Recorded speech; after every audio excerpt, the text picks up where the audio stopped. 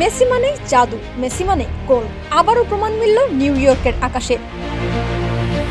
বৃহস্পতিবার রাতে MLS লিগে যেন আগুন ছড়ালেন লিওনেল মেসি। নিউ ইয়র্ক সিটির বিপক্ষে জোড়া গোলে একাই ভাঙলেন প্রতিপক্ষের কফিন, আর সেই সাথে মিয়ামিকে তুললেন MLS প্লে অফে।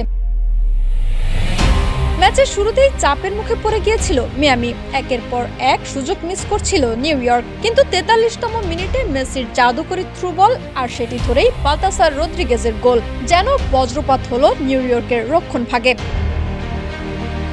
বিরতির পরও থামেননি মেসি। ৭৪ মিনিটে পুরনো সঙ্গী বুস্কেটসের পাস থেকে মেসির প্রথম গোল, পুরো স্টেডিয়াম যেন মুহূর্তেই রাঙিয়ে উঠল মায়ামির রঙে। এরপর ৮৩ মিনিটে পেনাল্টি থেকে গোল করলেন লুইস সুয়ারেজ।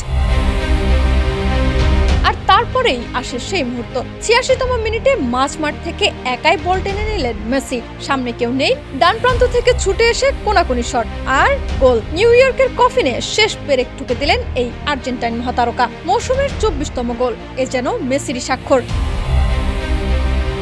শেষ বাঁশি বাজতেই স্কোরবোর্ড ৪-০, টানা তৃতীয় জয়, আর সেই সাথে ২৯ ম্যাচে ৫৫ পয়েন্ট নিয়ে টেবিলের ৫-এ ইন্টার মায়ামি। শীর্ষে এখনো ফিলাডেলফিয়া। তবে মেসি, সুয়ারেজ, রদ্রিগেজের এই ফর্মে কে জানে শেষ হাসি কে হাসবে।